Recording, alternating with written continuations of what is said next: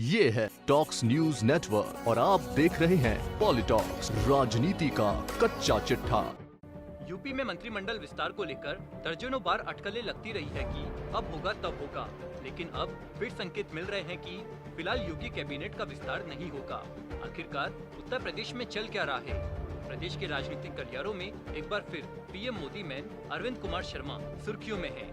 पिछले 5 महीनों से पूरी सियासत ए.के. शर्मा के इर्द गिर्द ही केंद्रित रही है।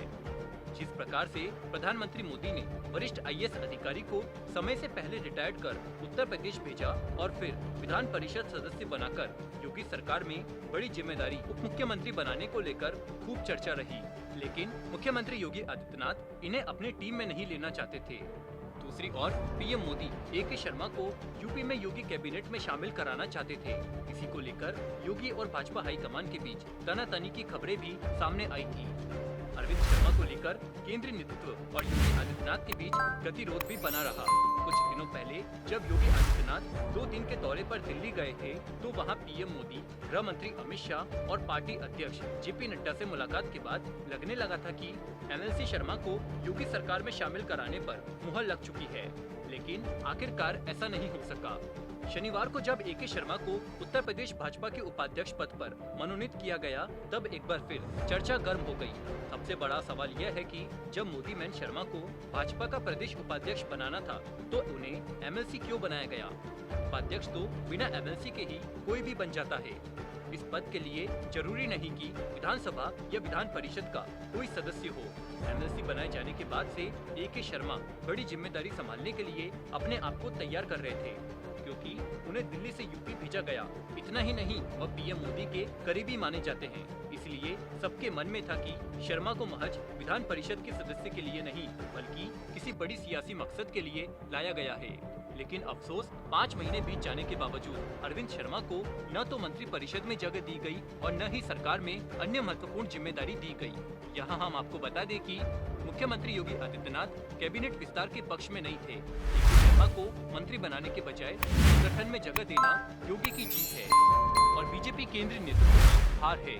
माना जा रहा है कि संगठन में एंट्री के बाद अरविंद शर्मा के इस कार्यकाल में मंत्री बनने के अरमानों पर पानी फिर गया है। योगी मंत्रिमंडल में ए.के. शर्मा को स्थान न दिए जाने पर विपक्ष ने भाजपा पर तंज कसा है। जहां कांग्रेस ने मुख्यमंत्री योगी को मोदी पर भारी बताया है, तो वहीं समाजवादी पार्टी के नेता ने ट्विटर पर ए.के. शर्मा की फोटो डालते हुए चुटकी ली है। कांग्रेस के प्रवक्ता सुरेंद्र राजपूत ने तंज कसते हुए कहा कि पीएम कार्यालय छोड़कर ए.के. शर्मा क्या प्रदेश उपाध्यक्ष बनने के लिए यूपी आए थे? राजपूत ने कहा कि ए.के. शर्मा की ये नियुक्ति बीजेपी के अंदर चल रहे सत्ता संघर्ष को दर्शाती है। पीएम मोदी और सीएम योगी आदित्यनाथ के बीच चल रहे संघर्ष में कहीं न कहीं योगी भारी पड़े हैं।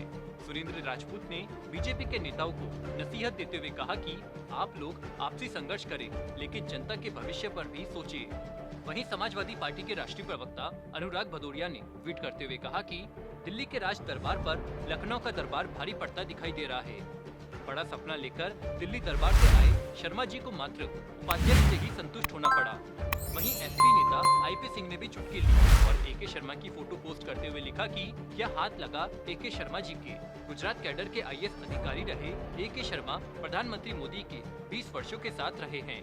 वो पीएम मोदी के साथ 2001 में तब से हैं जब उन्होंने गुजरात के सीएम पद की शपथ ली थी। गौरतलब है कि कोरोना काल में जब संक्रमण बढ़ रहा था और लोगों के बीच ऑक्सीजन को लेकर हाहाकार मचा था, तब ए.के. शर्मा ने प्रधानमंत्री मोदी के संसदीय क्षेत्र में जिम्मेदारी पूर्वक अपने कर्तव्यों का निर्वहन किया था। बाद में ए.के. शर्मा ने पूरे पूर्वांचल की कमान संभाली थी। बनारस की बैठक के दौरान जब पीएम मोदी वर्चुअल बैठक ले रहे थे, तब उन्होंने एमएलसी और पूर्व ब्यूरोक्रेट की जमकर तारीफ भी की थी। उसके बाद एक बार फिर चर्चाओं का बाजार गर्म हो गया था, लेकिन अब भाजपा प्रदेश अध्यक्ष स्वतंत्र देव सिंह ने ए.के. शर्मा को संगठन में शामिल कर सूबे में कैबिनेट विस्तार की संभावनाओं को फिलहाल के लिए टाल दिया है। PoliTalks bureau, UP. ये है टॉक्स न्यूज नेटवर्क और आप देख रहे हैं पॉलिटॉक्स, राजनीति का कच्चा चिट्ठा।